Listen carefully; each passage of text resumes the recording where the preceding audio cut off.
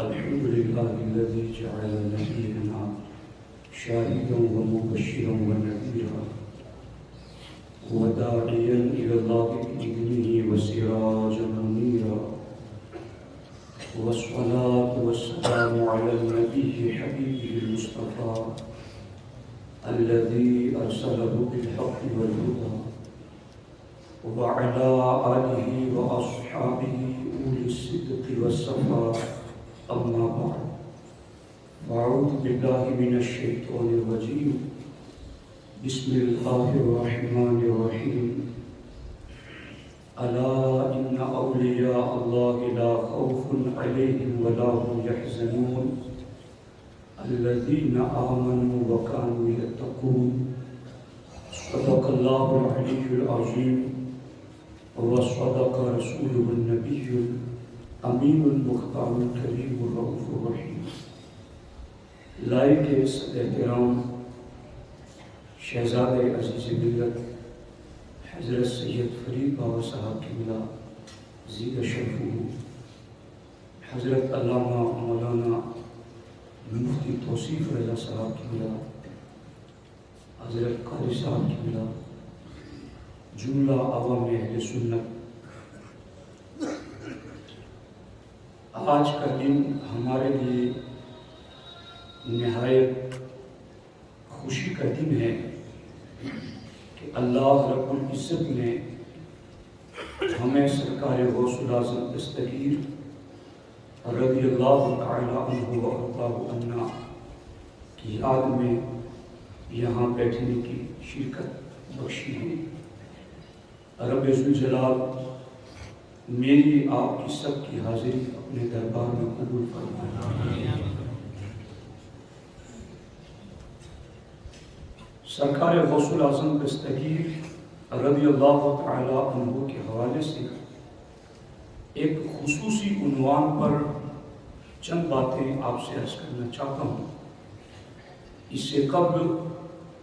جس طریقے سے میں پڑھا ہوں میرے ساتھ مل کر ہدیہ محبت پیش کر لیں۔ الصلاۃ والسلام علیک یا رسول اللہ، الصلاۃ والسلام علیک یا حبیب اللہ،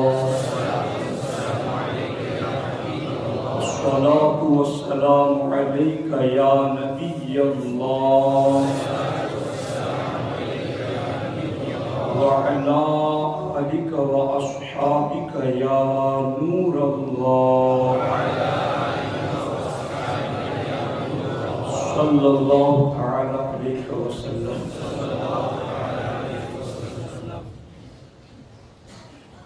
غوث الاعظم دستگیر رضی اللہ تعالی عنہ صحابہ کرام اور اہل بیت اطہار اور ائمہ اہل بیت اطہار کے بعد اور آنے والے زمانے میں حضرت عیسیٰ علیہ السلام اور امام مہدی کے علاوہ سارے ولیوں میں سب سے افضل ہے۔ یہ جمہور اولیاء اللہ کا اس بات پر اجماع اور اتفاق ہے، اور اسی کو میں آج آپ کی خدمت میں رکھنا چاہتا ہوں، اور پھر اس کے بعد اس کا نتیجہ آپ کی خدمت میں عرض کروں گا۔ سرکار اعلیٰ حضرت نے اسی کو لے کر کے کہا کہ تو ہے نوشاد، باراتی ہے یہ سارا گلشن، یعنی جتنے بھی ولی ہیں وہ گلشن ولایت کے پھول ہیں، اور تو اس گلشن اور گلزار کا نوشاد ہے، دولہا ہے۔ تو ہے نوشاد، باراتی ہے یہ سارا گلشن، لائی ہے فصل سمن گوند کے صحرا تیرا۔ اور جتنے بھی ولیوں کے شجرے ہیں، صفے ہر شجرہ میں ہوتی ہے سلامی تیری، صفے ہر شجرہ میں ہوتی ہے سلامی تیری، شاخیں جھک جھک کے بجا لاتی ہے مجرا تیرا۔ کس گلستان کو نہیں فصل بہاری سے نیاز، یعنی کون سا باغ ایسا ہے جس کو بہار کی ضرورت نہیں؟ باغ کو باغ رہنا ہے تو موسم بہار کی اسے ضرورت ہے۔ فرماتے ہیں جس طرح باغ کو ہرا بھرا رہنے کے لیے موسم بہار کی ضرورت ہے، ویسے ہی ہر سلسلے کو کامل رہنے کے لیے میرے غوث تیرے فیض کی ضرورت ہے۔ کس گلستان کو نہیں فصل بہاری سے نیام، کون سے سلسلے میں فیض نہ آیا تیرا، نہیں کس چاند کی منزل میں تیرا جلوہ نور، نہیں کس آئینے کے گھر ہے اجالا تیرا۔ یعنی چاند کی کوئی بھی منزل ہو، وہ جتنا بھی چمکے میرے غوث اس میں نور ولایت تیرا ہے۔ یعنی کوئی بھی ولی چاند بن کے چمکے گا تو اس کی چمک میں نور غوث پاک کے فیض کا ہے۔ آگے کہتے ہیں راج کس شہر میں کرتے نہیں تیرے خدام، میرے غوث راج کس شہر میں کرتے نہیں تیرے خدام، باج کس نہر سے لیتا نہیں دریا تیرا، مزرع چشت و بخارا و عراق و اجمیر، کون سی کشت پہ برسا نہیں چھالا تیرا۔ اور محبوب ہیں ہاں پر سبھی یکساں تو نہیں، اور محبوب ہیں ہاں پر سبھی یکساں تو نہیں، یوں تو محبوب ہے ہر چاہنے والا تیرا، یوں تو محبوب ہے ہر چاہنے والا تیرا۔ کوئی سالک ہے یا واصل ہے یا غوث، یعنی کوئی طریقت اور روحانیت کی راہ پر چلتا ہے یا کوئی منزل پر پہنچ چکا ہے، کوئی سالک ہے یا واصل ہے یا غوث، وہ کچھ بھی ہو تیرا سائل ہے یا غوث، وہ کچھ بھی ہے تیرا سائل ہے یا غوث، تیری جاگیر میں ہے شرق تا غرب، پورب سے پچھم تک تیری جاگیر میں ہے شرق تا غرب، قلم روح میں حرم تا حل ہے یا غوث، وہیں سے ابلے ہیں ساتوں سمندر، کیا بات ہے، وہیں سے ابلے ہیں ساتوں سمندر، جو تیری نہر کا ساحل ہے یا غوث، وہیں سے ابلے ہیں ساتوں سمندر۔ یعنی یہ ولایت کی بات ہوئی کہ ولایت کے جتنے بھی جہان آباد ہیں ان کو 7 سمندروں سے بھی تشبیہ دے لو تو ولایت کے 7 سمندر جس جگہ سے نکلے ہیں وہ میرے غوث اعظم کی دہلیز ہے،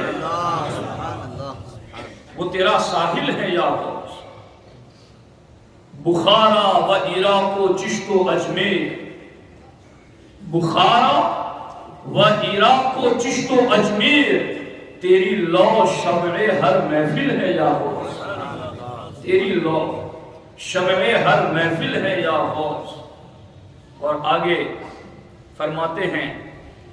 یہ چشتی سہروردی نقش بندی، یہ چشتی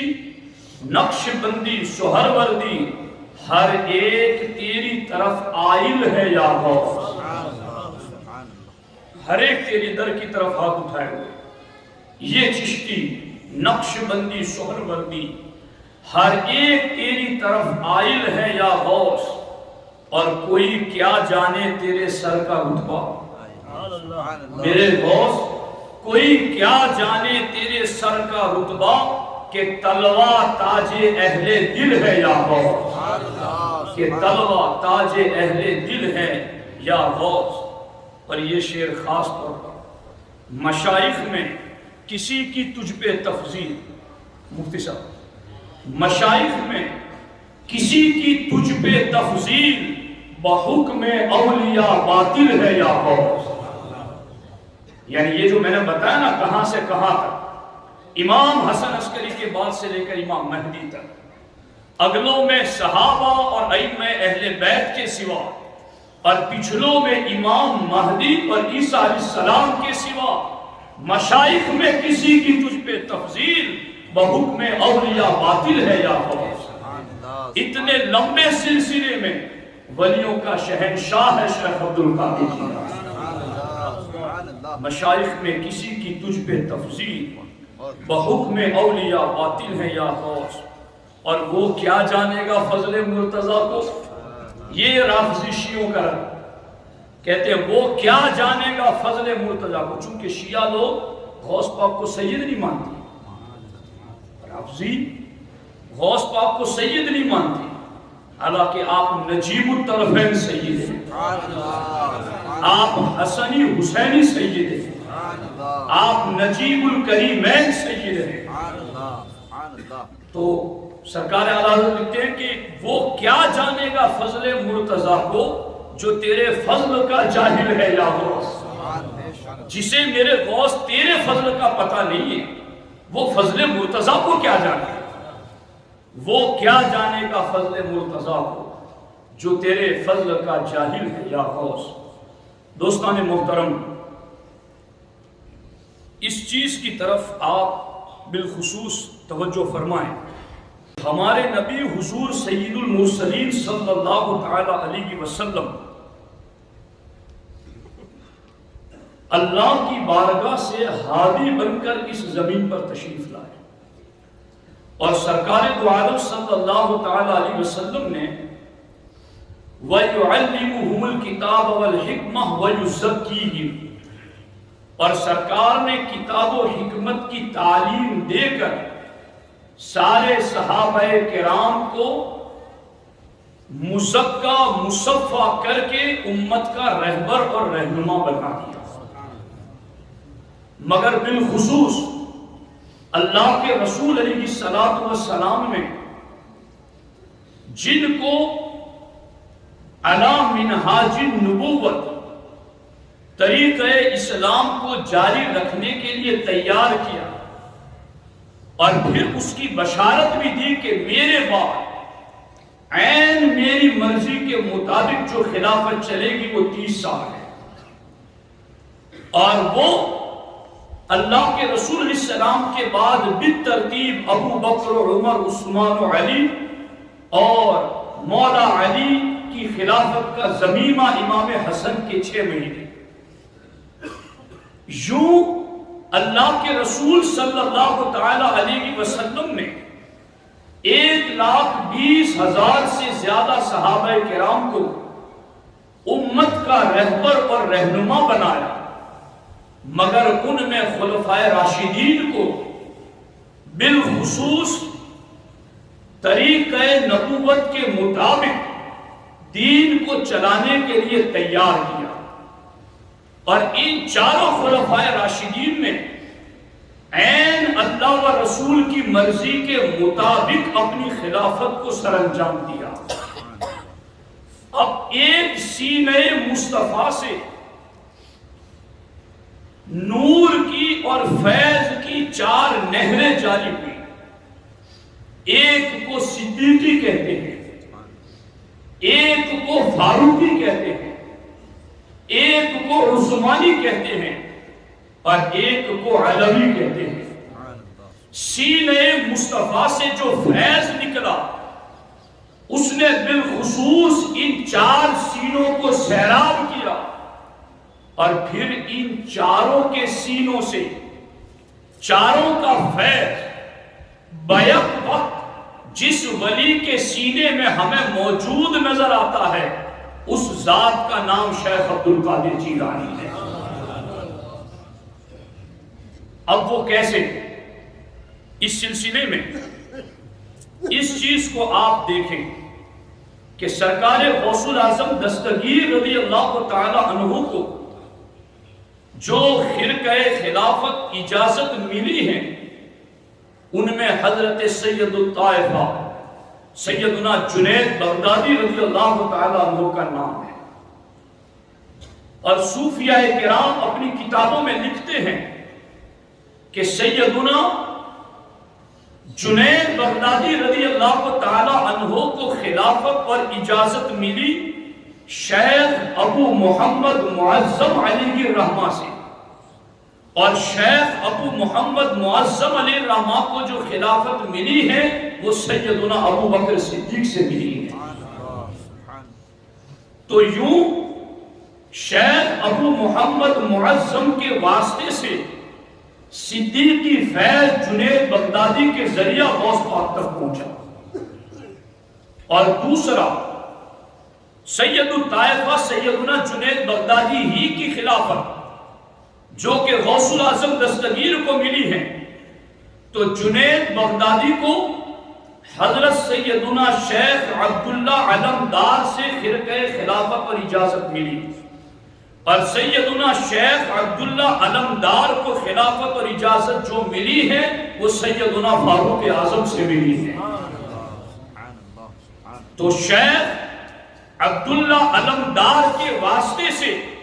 فاروقی فیضان بھی جنید بغدادی کے ذریعہ غوث پاک کے سینے تک پہنچا۔ اسی طریقے سے سیدنا جنید بغدادی ہی کے سلسلے میں ایک پیر ہیں سیدنا شیخ کمیل زیاد رضی اللہ تعالی عنہ، اور سیدنا کمیل زیاد رضی اللہ تعالی عنہ کا جو سلسلہ پہنچتا ہے وہ سیدنا عثمان غنی تک پہنچتا ہے۔ تو یوں عثمانی فیض بھی کمیل زیاد رضی اللہ تعالیٰ عنہ کے واسطے سے جنید بغدادی کے ذریعہ غوث پاک تک پہنچتا ہے۔ اب آ گئی باری شہنشاہ ولایت مولا علی کی۔ تو یہاں علوی فیض کیسے ملا؟ تو غوث الاعظم دستگیر رضی اللہ تعالیٰ عنہ کو اپنے باپ دادا کے شجرے کے اعتبار سے براہ راست حسنی فیض ملا مولا علی کے در سے، اور اپنے مشائخ طریقت اور سلسلہ تصوف کے پیری مریدی کے شجرے کے اعتبار سے غوث الاعظم دستگیر کو امام حسین کے ذریعہ علوی فیض ملا۔ تو علوی فیض خاندانی نسب کے ذریعہ حسنی واسطے سے، اور علوی فیض مشائخ طریقت میں امام حسین کے ذریعہ مولا علی کو ملا۔ تو وہ سینہ مصطفیٰ جو کہ مشکات نبوت ہیں، مثل نوری کمشکات فی المصباح، اور اس نور مصطفیٰ نے صدیق و عمر عثمان و علی رضی اللہ تعالی عنہما کے سینوں کو سیراب کیا، اور پھر ان چاروں نے مل کر کے بیک وقت ولیوں میں جس کے سینے کو سیراب کیا وہ ولیوں کی فہرست میں صرف شیخ عبد القادر جیلانی کی ذات، وہ صرف شیخ عبد القادر جیلانی کی ذات، کہ جہاں آپ کو علوی فیضان بھی ملے گا، جہاں آپ کو عثمانی فیضان بھی ملے گا، جہاں آپ کو فاروقی فیضان بھی ملے گا، اور جہاں آپ کو صدیقی فیضان بھی ملے گا۔ بیک وقت ان چاروں خلفاء کے سینوں سے جس سینے کو سیراب کیا وہ غوث پاک کا پاک سینہ ہے۔ اب دیکھنا یہاں پر توجہ سے بات ہٹنے نہ پائے اور دھیان سے سننا۔ ان چار کے سینوں سے غوث پاک کے سینے میں پہنچا۔ اب دنیا کے اندر بہت سارے سلسلے معرض وجود میں آئے، اور سارے سلسلوں کا کام ہی لوگوں کی رہنمائی کرنا، لوگوں کی اصلاح کرنا، لوگوں کو اللہ رسول کے احکامات بتانا، اور تمام سلسلے ہی ہمارے سروں کے تاج، اور تمام سلسلوں کے مشائخ کے قدموں پر لگنے والی جھوٹیاں ہماری آنکھوں کا سرما، وہ سب کے سب ہمارے سید و سردار، مگر ان سارے سلسلوں میں خاص شہرت جو ملی وہ چار سلسلوں، ان میں پہلا سلسلہ قادریہ، دوسرا سلسلہ چشتیہ، تیسرا سلسلہ سہروردیہ، چوتھا سلسلہ نقشبندیہ۔ سلاسل طریقت میں ہر دور میں 20 سلاسل رہے اور قوم کی رہنمائی کرتے رہے، مگر ان سارے سلاسل میں جن سلسلوں کو مقبولیت ملی، جن سلسلوں کو زیادہ خدمت دین کا موقع ملا، وہ یہ چار سلسلے ہیں، اور ان چاروں سلسلوں کو بھی فیض پہنچا ہے تو غوث پاک کے سینے سے پہنچا ہے۔ حضور کے سینے سے ابو بکر و عمر عثمان و علی کے سینوں میں اور ان چاروں کے سینوں سے شیخ عبد القادر جیلانی کے سینے تک اور شیخ عبد القادر جیلانی کے سینے سے تمام طریقت کے مشائخ کے سینوں تک یہ فیض پہنچا۔ اب وہ کیسے پہنچا میں آپ کو اس کی ترتیب بتا رہا ہوں۔ سب سے پہلا سلسلوں کے اندر عراق میں سب سے زیادہ جس سلسلے نے کام کیا وہ سلسلہ سہروردیہ اور سلسلہ نقشبندیہ، اور بر صغیر ہند و پاک کی سرزمین پر سب سے بڑا جو کام کیا وہ ہمارے خواجہ سلطان الہند کے سلسلہ چشت نے کیا۔ مگر ان سارے سلسلوں میں غوث پاک کا فیض کیسے پہنچا؟ تو سب سے پہلی بات جو میں پیش کر رہا ہوں وہ خواجہ بندہ نواز سید محمد گیس دراز رحمۃ اللہ تعالی علیہ کی کتاب لطائف الخرائب سے بندہ نواز رحمۃ اللہ تعالی علیہ لکھتے ہیں کہ جس وقت سرکار غوث الاعظم دستگیر نے یہ فرمایا کہ قدمی حادی علی رقبت کل ولی اللہ،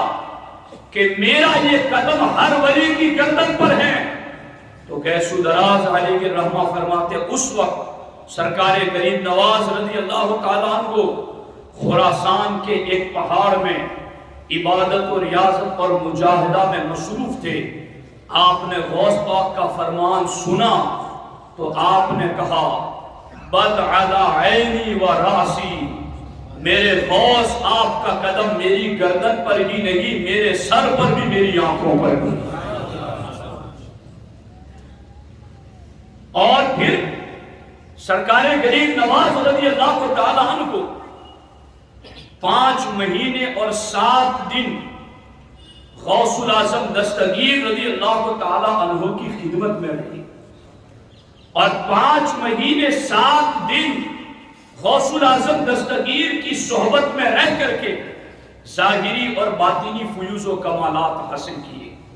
اور جب سرکار غریب نواز نے یہ لطائف الغرائب میں موجود ہے کہ جب غوث پاک کے فرمان پر اپنا سر جھکا دیا تو غوث پاک نے وہاں محفل میں کہا سید غیاث الدین حسن کے بیٹے معین الدین حسن نے میرے حکم پر گردن جھکانے میں جلدی کی تو ہم نے انہیں ہند کی ولایت عطا کر دی، ہم نے انہیں ہند کی سلطنت عطا کر دی۔ یہ دیکھو کہ غوث پاک کا فیضان غریب نواز تک کس طریقے سے پہنچ رہا ہے کہ غریب نواز قدم بھی لے رکھیں گے سر پر، آنکھوں پر بھی، گردن پر بھی، اور 5 مہینے غوث پاک کی خدمت میں رہ کر کے آپ طریقت اور تصوف اور روحانیت کی منزلیں طے کرتے رہے۔ اس سے پتا چلا کہ سلسلے چشتیہ میں بھی فیض پہنچا ہے تو غوث الاعظم دستگیر کا پہنچا ہے۔ ان کے بعد سیدنا شیخ شہاب الدین سہروردی علیہ کی رحمہ سلسلے سہرورد کے امام اور شیخ طریقت، آپ کے ماموں سید نجیب الدین عبد القاہر سہروردی علیہ کی رحمہ شیخ شہاب الدین کو لے کر غوث پاک کی مجلس میں آئے، اور شیخ شہاب الدین سہروردی علیہ الرحمہ اس وقت لگ بھگ 15 سال کی عمر ہوگی ان کی، اور ان کو فلسفہ اور علم کلام کی کتابیں پڑھنے کا شوق زیادہ تھا، اور انہوں نے فلسفے کی کئی کتابیں زبانی حفظ بھی کر لی تھی۔ جب وہ غوث پاک کی محفل میں گئے تو ان کے چچا نجیب الدین عبد القاہر سہروردی علیہ الرحمہ نے غوث پاک سے کہا حضور یہ میرا بھتیجا ہے جو علم کلام اور فلسفہ کی کتابیں بہت پڑھتا ہے اور اسی میں توجہ دیتا ہے، آپ اس کے لیے کچھ توجہ کر دیں۔ تو غوث پاک نے شہاب الدین عمر سہروردی کو قریب بلایا اور بلا کر اپنا ہاتھ ان کے سینے پر یوں پھیر دیا۔ جب ہاتھ پھیر دیا تو پھر غوث پاک نے کہا بتاؤ علم کلام اور فلسفے کی کتنی کتابیں یاد ہیں؟ کہا حضور یہ تو سب غائب ہو گئے، مجھے تو کچھ یاد نہیں ہے۔ اعلیٰ حضرت نے کہا نا کہ میری تقدیر بری ہو تو بھلی کر دے کے ہے محو اس بات کے دفتر پہ ہے کروڑا تیرا، میرے غوث تقدیر میں لکھے ہوئے کو لکھا رکھنا اور مٹا دینا اللہ نے آپ کی طاقت میں رکھا ہے۔ یوں ہاتھ رکھ کر کے پھیر دیا تو جس طرح بلیک بورڈ پر لکھا ہوا ہم پوچھ دیتے ہیں نا، یوں پوچھ دیا، سب غائب، تڑپ گئے کہ حضور یہ سارا کچھ چلا گیا۔ کا فکر نہ کرو، کچھ لکھنا ہوتا ہے تو پہلے صفائی کی جاتی ہے، اور دوسری مرتبہ ہاتھ رکھ کر کے پھیرا تو علم لدنی کے سمندر اونڈے دی، علم لدنی کے سمندر اونڈے دی۔ اور انہیں سہروردی سلسلے میں یوں غوث پاک کا فیض پہنچا کہ جو سہروردی سلسلے کے بانی ہیں انہی کو غوث پاک سے فیض ملا۔ اور اب آگے دیکھیں، سرکار غریب نواز جب 5 مہینے 7 دن رہے نا غوث پاک کی خدمت میں، تو غوث پاک سے کہا کہ حضور آپ خدمت دین کے لیے مجھے عراق دے دیں، میں عراق میں دین کی خدمت کروں گا۔ تو غوث پاک نے کہا عراق تو میں شہاب الدین عمر سہروردی کو دے چکا ہوں، اور تمہیں میں ہند کی ولایت دیتا ہوں۔ تو کیا پتا چلا کہ ہند کی ولایت بھی اور عراق کی ولایت بھی سرکار غریب نواز کو بھی اور شہاب الدین عمر سہروردی کو بھی ملی ہے تو در غوث الاعظم دستگیر سے ملی ہے۔ اور پھر آگے سیدنا خواجہ نقشبند علیہ الرحمہ، سیدنا بہاؤالدین نقشبند علیہ الرحمہ، ان کا معاملہ یہ ہے کہ حضرت سیدنا بہاؤالدین نقشبند علیہ الرحمہ کے بارے میں، چونکہ سیدنا بہاؤالدین نقشبند علیہ الرحمہ غوث پاک کے زمانے میں پیدا نہیں ہوئی تھی، تو ایک مرتبہ غوث پاک رضی اللہ تعالیٰ نے ایک بلند جگہ پر کھڑے ہوئے اور بخارا کی طرف غوث پاک نے نظر فرمائی، اور اس کے بعد غوث پاک نے فرمایا کہ میرے بعد 157 سال گزر جائیں گے تو بخارا میں ایک مرد محمد پیدا ہوگا جس کا مشرب قلندری ہوگا، وہ میدان وجود میں خوش و خرم ہوگا، بہاؤالدین نقشبند اس کا نام اور لقب ہوگا، وہ پیدا تو 157 سال بعد ہوگا، مگر گواہ ہو جاؤ ان کا حصہ میں ابھی سے عطا کر دیتا۔ اور جب 157 سال کے بعد بہاؤالدین نقشبند علیہ الرحمہ کی ولادت ہوئی اور آپ حضرت سیدنا امیر کلال رضی اللہ تعالیٰ عنہ سے مرید ہوئے، اور امیر کلال رضی اللہ تعالیٰ عنہ نے بہت توجہ دی۔ یہ صوفیہ کی اصطلاح میں ایک خاص بات ہے کہ صوفیہ اپنے خاصوں کو راہ طریقت پر جمائے رکھنے کے لیے خاص توجہ دیتے ان پر۔ تو ان کے پیر سیدنا امیر کلال علیہ الرحمہ نے بہت توجہ دی بہاؤالدین نقشبند علیہ الرحمہ پر، کس لیے؟ تاکہ اس میں ذات اللہ ان کے دل پر نقش ہو جائے، اللہ کا نام ان کے دل پر نقش ہو جائے۔ اس کے لیے ان کے پیر سیدنا امیر کلال علیہ الرحمہ نے خوب کوششیں کی، مگر کوششوں کے باوجود بھی آئینہ دل پر اس میں ذات اللہ نقش نہیں ہو رہا تھا۔ تو سیدنا بہاؤالدین علیہ الرحمہ جنگل کی طرف چل پڑے، اور جنگل میں خوب عبادت و ریاضت کی، اور اس میں ذات اللہ کو دل پر نقش کرنے کے لیے خوب مجاہدات کیے،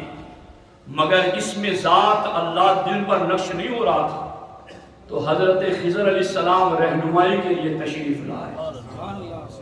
یہ وہی تو خضر علیہ السلام ہے کہ غوث پاک کی محفل میں حاضری دینے کے لیے ولیوں کو دعوت دینے حضرت خضر جائے، چلو غوث پاک کی محفل، چلو غوث پاک کی محفل، آ جاؤ غوث پاک کی محفل میں۔ ایک مرتبہ غوث پاک خطاب فرما رہے تھے اور اچانک ہوا میں اڑنے لگے، اور آپ نے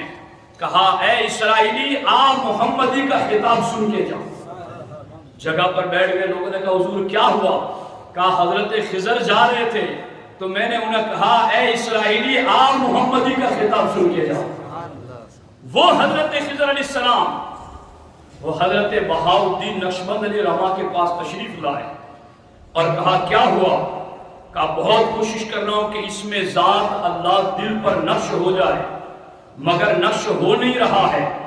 قلب کو اضطراب اور انقباض کا سامنا ہے، یہ اصطلاحات ہیں، اور میں اسی لیے جنگل کی طرف چل پڑا ہوں تاکہ اس میں ذات دل پر نقش کروں، مگر ہو نہیں رہا ہے۔ تو حضرت خضر علیہ السلام نے کہا اب تم بارگاہ غوثیت میں لو لگاؤ، اب تم اپنی جہت قبلہ غوث پاک کی طرف کر دو اور ان کی روحانیت کو اپنا قبلہ حاجات تصور کرو اور غوث پاک کی روحانیت سے مدد مانگو تو تمہارا کام آسان ہو جائے گا۔ بہاؤالدین علیہ الرحمہ نے جب یہ سنا تو انہوں نے سرکار غوث پاک کی بارگاہ میں لو لگائی، مدد مانگی، حضور کرم کر دے، آپ ولیوں کے شہنشاہ ہیں۔ سوئے تو خواب میں حضرت غوث الاعظم دستگیر کی زیارت ہوئی اور غوث پاک نے اپنا ہاتھ یوں کر کے خواب ہی میں بہاؤالدین نقشبند کے دل پر رکھ دیا۔ اب یوں آپ دیکھیں گے تو یہ اللہ نظر آئے گا، یوں آپ نے خواب کے عالم میں غوث پاک نے یوں ہاتھ کر کے حضرت سیدنا بہاؤالدین کے دل کی طرف یوں رکھ دیا۔ بہاؤالدین علیہ رحمہ فرماتے ہیں غوث پاک نے اس میں ذات کا نقش بنا کر کے یوں میرے دل کی طرف کیا تو وہ نقش میرے دل میں ایسا بند ہو گیا کہ میں نقش بندی ہی ہو گیا۔ وہ نقش میرے دل میں یوں گھر کر گیا اور بند ہو گیا کہ میں نقش بند ہو گیا، چونکہ نقش میرے دل میں غوث پاک نے بند کیا۔ تو اب غور کرو، نقش بندی سلسلے میں بھی یوں فیض پہنچا ہے تو غوث الاعظم دستگیر کا پہنچا ہے۔ سیدنا شیخ احمد کبیر رفاعی علیہ رحمہ محفل میں بیٹھ کر کے غوث پاک کے قدم کا ذکر کر رہے تھے کہ غوث پاک کا قدم میری گردن پر ہے۔ تو ایک مرید نے کہا کہ حضور آپ ان کا قدم اپنی گردن پر لے رہے، آپ اتنے بڑے ولی ہیں؟ جلال میں دیکھا تو وہ تڑپنے لگا اور اس کے بعد کہا تجھے پتہ نہیں کہ شیخ عبد القادر جیلانی کون ذات ہے؟ یہ ولیوں کا وہ شہنشاہ ہے جس کے دائیں بھی معرفت کا سمندر ہے اور بائیں بھی معرفت کا سمندر ہے۔ وہ جسے چاہتا ہے چلو بھر کے پلا دیتا ہے اور جس کو پلاتا ہے اسے ولی بنا دیتا ہے۔ نعرہ تکبیر، اللہ اکبر، نعرہ رسالت، یا رسول اللہ، حسن غوث اعظم زندہ۔ آپ غور کریں، اب میں اپنے نتیجے کی طرف آ گیا۔ چشتی ہو، نقش بندی ہو، سہروردی ہو، رفاعی ہو، یہ سارے ہمارے آقا یعنی نعمت ہیں، یہ سارے ہمارے سروں کے تاج ہیں، یہ سارے سلسلے رہبری، رہنمائی اور مرشدی کے لیے ہیں۔ ان سلاسل کے بزرگوں ہی نہیں، ان کی شاخوں کے ولیوں کے بھی جوتوں کی قدم ہماری آنکھوں کا سرما گئے، مگر خدا کی عزت کی قسم ان سارے سلسلوں کو کمال کا فیض ملا ہے تو غوث الاعظم دستگیر کی دہلیز سے ملا ہے۔ اگر کوئی چشتی گئے تو وہ ضرور چشتی گئے، مگر چشتی ہونے کے ساتھ ساتھ وہ قادری بھی ہے۔ اگر کوئی نقش بندی ہے تو ضرور نقش بندی گئے، مگر نقش بندی ہونے کے ساتھ ساتھ وہ قادری بھی گئے۔ اگر کوئی رفاعی ہے تو وہ ضرور رفاعی گئے، مگر رفاعی ہونے کے ساتھ ساتھ وہ قادری بھی گئے۔ اگر کوئی سہروردی گئے تو ضرور سہروردی گئے، مگر سہروردی ہونے کے ساتھ ساتھ وہ قادری بھی گئے۔ وہ چشتی چشتی نہیں جو قادری نہیں گئے، وہ سہروردی سہروردی نہیں جو قادری نہیں گئے، وہ نقش بندی نقش بندی نہیں جو قادری نہیں گئے، وہ رفاعی رفاعی نہیں جو قادری نہیں گئے۔ اس لیے کہ ان سلسلے کے شہنشاہوں کو فیض ملا ہے تو غوث پاک کی دہلیز سے ملا ہے۔ سبحان اللہ، سبحان اللہ۔ یہ باتیں میں کیوں کر رہا ہوں؟ بلا مقصد نہیں کر رہا ہوں، چونکہ آج آپ نظر دوڑائیں عالم اہل سنت کی طرف۔ میں بدعقیدوں کی بات نہیں کر رہا ہوں، میں خوارج و روافض کی بات نہیں کر رہا ہوں، میں اہل سنت و جماعت نام لیواؤں کی بات کر رہا ہوں کہ اگر کوئی یہ کہتا ہے کہ میں چشتی ہوں تو نہیں، میں تو اس بات پر عمل کروں گا اور میں یہ عقیدہ نہیں مانوں گا۔ کوئی کسی سلسلے سے ہے تو وہ یہ کہنے لگے کہ میں چونکہ اس سلسلے سے ہوں اس لیے میں یہ بات نہیں مانوں گا۔ میں یہ کہتا ہوں جس طرح سے ایک مجتہد ہوتا ہے، دھیان سے سنو اس بات، جس طرح سے ایک مجتہد ہوتا ہے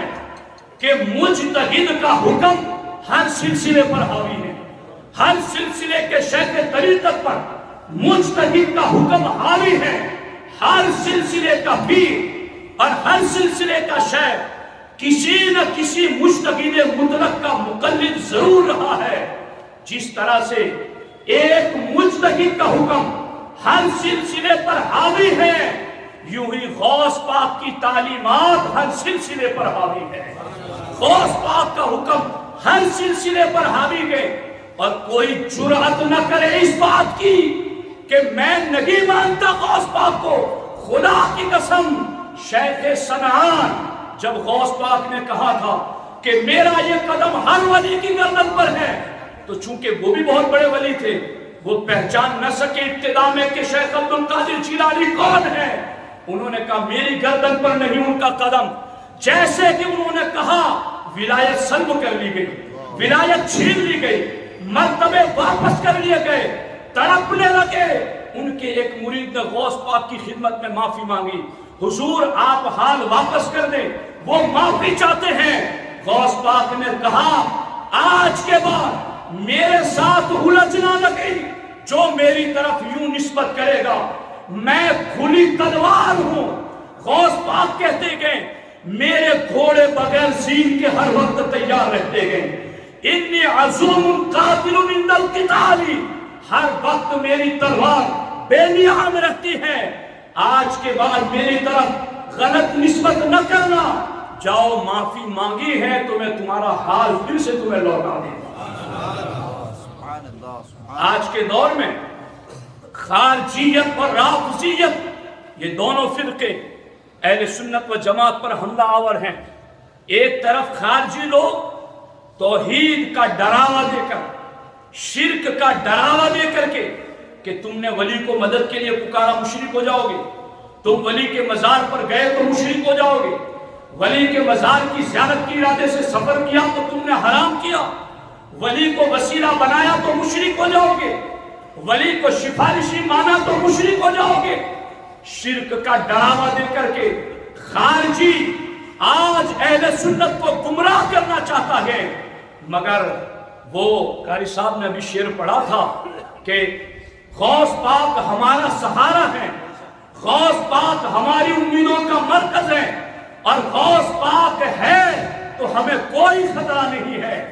اس لیے کہ ہماری پشت پر غوث پاک کا قدم ہے، ہمارے کندھوں پر غوث پاک کا قدم ہے، ہمارے سروں اور آنکھوں پر غوث پاک کا قدم ہے، اس لیے کہ سنی کو سنی بن کر کیسے رہنا ہے وہ غوث پاک اپنی کتابوں میں لکھ کے بتا کر کے گئے ہیں۔ کوئی خارجی یہ کہتا ہے کہ ان باتوں سے شرک ہو جائے گا مزاروں پر جانے سے یا ولیوں کی مدد مانگنے سے، تو غوث پاک تو خود کہہ کر گئے جس کی مصیبت ٹلتی نہ ہو وہ میرے نام کے وسیلے سے دعا کرے ٹل جائے۔ غوث پاک تو کل میں نے سنائی وہ بات کہ غوث پاک نے سمندر کے بیچ میں تخت سلیمانی کے مثل پر نماز ادا کر کے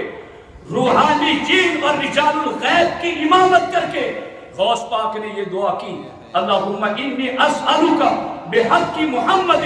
حبیبک خیر خلقک اللہ تقبض روح مرید اور مرید کو الا بالتوبہ۔ غوث پاک نے کہا میرے اللہ، میں تیری بارگاہ میں تیری سب سے افضل اور سب سے پیاری مخلوق مصطفیٰ کریم کے وسیلے سے میں دعا کرتا ہوں کہ میرے کسی مرید کو بغیر توبہ کے موت نہ دینا۔ یہ غوث پاک تو وسیلے کے حوالے سے، ولیوں کے مزار پر جانے کے حوالے سے، شیخ علی بن ہیتی کہتے ہیں کہ میں اور شیخ بقا بن بدو ہم دونوں امام احمد بن حنبل کے مزار پر غوث پاک کے ساتھ چلے، اور ہم نے کیا دیکھا کہ شیخ عبد القادر جیلانی مزار میں داخل ہوئے تو امام احمد بن حنبل مزار سے باہر آ گئے، اور باہر آ کر کے غوث پاک کو سینے سے لگایا اور سینے سے لگا کر کہا میں طریقت میں بھی تمہارا محتاج ہوں، شریعت میں بھی تمہارا محتاج ہوں، معرفت میں بھی میں تمہارا محتاج ہوں۔ شیخ عبد القادر جیلانی، اللہ نے تجھے بہت بلند مرتبہ دیا۔ ولیوں کے مزار پر جا کر، ولیوں سے ملاقات کر کے، ولیوں کا وسیلہ لے کر، اپنے وسیلے سے دعا کی تعلیم دے کر غوث پاک نے بتایا میرے مریدوں، اگر کوئی تمہیں ان باتوں سے شرک کا ڈراوا دیتا ہے تو ڈرنا نہیں، میرا قدم تمہاری گردنوں پر ہے، میرا حکم تمہارے سروں کے اوپر ہے۔ ایک طرف تو یہ خارجیت ہے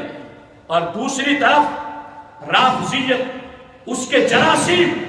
آج بڑی تیزی کے ساتھ پنپ رہے ہیں، اور معاذ اللہ رب العالمین اہل بیت اطہار کی محبت کا غلط پروپیگنڈا کر کے رافضی اہل سنت کو گمراہ کرنا چاہتے گئے۔ بلا شبہ بلا شبہ بلا شبہ بالیقین بالیقین بالیقین اہل بیت اطہار قرآن کے ساتھی ہیں، اہل بیت اطہار نبی کے گھر والے ہیں، اہل بیت اطہار ہماری آنکھوں کا سرما ہے، ہمارے سروں کا تاج ہے۔ جو ان سے بغض رکھتا ہے وہ دوزخی لعنتی جہنمی ہے۔ اہل بیت سے سچا پیار کوئی کر سکتا ہے تو صرف سنی ہی کر سکتا ہے، اس لیے کہ سنی شریعت کے دائرے میں پیار کرتا ہے، سنی شریعت کے شرائط کے مطابق پیار کرتا ہے۔ لیکن اب رافضیوں نے کئی خانقاہوں کو یا کئی لوگوں کو اس طرح سے اپنے جھانسے میں لے لیا ہے کہ باضابطہ وہاں سے یہ باتیں ہو رہی ہیں کہ فلاں صحابی کو ہم نہیں مانتے، ہم ابو بکر صدیق کو امت میں افضل نہیں مانتے، ہم معاذ اللہ ماں عائشہ صدیقہ کو وہ مانتے نہیں، اور ان پر الزامات لگاتے اور دلیلیں کیا دیتے؟ عائشہ صدیقہ کو اس لیے نہیں مانتے مولا علی کی محبت میں، ہم ابو بکر صدیق کو افضل اس لیے نہیں مانتے مولا علی کی محبت میں، ہم امیر معاویہ رضی اللہ تعالیٰ عنہ کو اس لیے نہیں مانتے مولا علی کی محبت میں۔ تو یاد رکھنا غوث پاک کی تعلیمات ہمارے سروں پر موجود ہیں، غوث پاک کا سایہ ہمارے سروں پر موجود ہے، اور غوث پاک نے ہمیں یہ سکھایا ہے کہ جس طریقے سے مولا علی ولیوں کے شہنشاہ ہیں، اسی طرح سے ابو بکر صدیق پوری امت میں سب سے افضل ہے۔ جس طرح، اور یہ اصول الدین غوث پاک کی کتاب کا حوالہ دے رہا ہوں، غوث پاک نے لکھا اپنی کتاب میں سیدہ طیبہ طاہرہ خاتون جنت سیدہ فاطمہ الزہرا رضی اللہ تعالی عنہا خیر نساء العالمین ہے، پوری دنیا کی عورتوں میں سب سے افضل ہے۔ غوث پاک نے اس لکھنے سے پہلے یہ لکھا کہ عائشہ صدیقہ بھی پوری دنیا کی عورتوں میں سب سے افضل عورت ہے۔ تو اگر کوئی رافضی معاذ اللہ رب العالمین اہل بیت اطہار کی محبت کا غلط پروپیگنڈا کر کے سنیوں کو یہ سکھانا چاہتا ہے کہ سنی اہل بیت سے پیار نہیں کرتے، یہ جھوٹا ہے۔ جس طریقے سے خارجی شرک کا ڈراوا دے کر کے سنیوں کو کہتا ہے کہ سنی توحید پرست نہیں ہے، یاد رکھنا سچا توحید پرست بھی سنی ہی گئے اور سچا محب اہل بیت بھی سنی ہی گئے، اور یہ تعلیمات ہمیں غوث پاک نے دی ہیں۔ اب سننا یہ بات، بس آخری دو جملے، یہ تعلیمات اب چونکہ غوث پاک کا قدم ہر ایک کے سر پر ہے نا، تو جس کی گردن پر ہے قدم وہ غوث پاک کی یہ تعلیمات مانے، اور جو یہ کہتا ہے میری گردن پر نہیں قدم وہ شیخ سنان کا واقعہ پڑھ لے۔ کیوں نہیں تیری گردن پر؟ اگر ولایت سے اور ایمان سے تعلق رکھنا چاہتا ہے تو یہ بول کیسے سکتا ہے کہ میں غوث پاک کا قدم نہیں اٹھاتا؟ اور قدم اٹھانے کا مطلب ہی یہی ہے کہ غوث پاک کے طریقے پر عمل کیا جائے، تعلیمات پر عمل کیا جائے۔ باتیں میرے پاس اس ٹاپک پر بہت زیادہ ہے مگر وقت کافی ہو چکا ہے، اس لیے میں اسی پر گفتگو ختم کرتا ہوں۔ اس ٹاپک کو انشاءاللہ پھر کبھی ہم تفصیل کے ساتھ اور بیان کریں گے۔ اللہ رب العزت کی بارگاہ میں دعا ہے رب ذوالجلال سرکار غوث پاک کے خصوصی فیضان سے ہم سب کو مالا مال فرمائے۔ السلام علیکم ورحمۃ اللہ۔ اور یہ چیز ایک میں نے علاء شبیر پٹیل صاحب سے پوچھا کہ یہ سرکار غوث پاک کے منہ مبارکہ آپ کو کہاں سے ملی، اس کی کیا تاریخ ہے؟ تو انہوں نے بتایا کہ لگ بھگ 1993 یا 94 میں سرکار غوث پاک کے یہ منہ مبارک بمبئی کی سرزمین پر اسماعیل حبیب مسجد مرکز سنی دعوت اسلامی، وہاں سرکار غوث پاک کے یہ منہ مبارک تھے، اور الحاج شبیر پٹیل صاحب نے وہاں کے جو ہمارے سنی دعوت اسلامی کے ذمہ دار ہیں عثمان بھائی جرودر والے، ان کو انہوں نے درخواست کی کہ آپ ہمارے گاؤں کے لیے سرکار غوث پاک کے منہ مبارک ہمیں عطا کریں۔ تو اس کے بعد الحاج شبیر پٹیل صاحب اور نذیر بھائی لہری، یہ دونوں گئے تھے، اور یہ دونوں بمبئی سے سنی دعوت اسلامی کے مرکز سے وہاں عثمان بھائی جرودر والا کے وسیلے سے، اور باضابطہ اس کے لیے حضور امیر سنی دعوت اسلامی نے تاکید کی کہ یہ منہ مبارک ضرور دیے جائیں۔ تو الحمدللہ اس واسطے اور وسیلے سے آج ہمارے اس گاؤں میں سرکار غوث پاک کے منہ مبارک آئے۔ میں کل سے یہاں ہوں، رات سے، اور میں نے کئی ساتھیوں کو بتایا کہ دیادرہ والوں آپ خوش قسمت ہیں، پورے بھروچ ضلع میں غوث پاک کا جلوس ہمارے اس گاؤں میں نکلتا ہے، اور کتنی محبت کرنے والے غوث پاک کے نام پر بیٹھے، کتنے ادب کے ساتھ منہ مبارکہ کو لے کر چلتے۔ یقیناً اس کی برکتیں ہیں اور آپ دیکھ رہے ہیں،